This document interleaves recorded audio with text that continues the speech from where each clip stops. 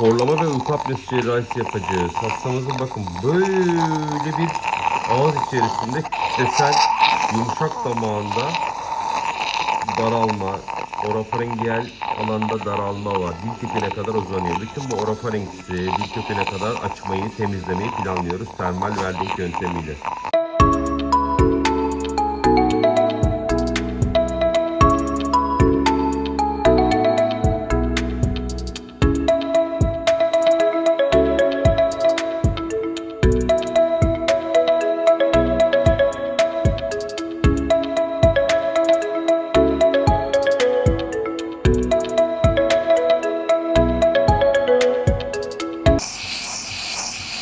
Ne kadar genişlettik.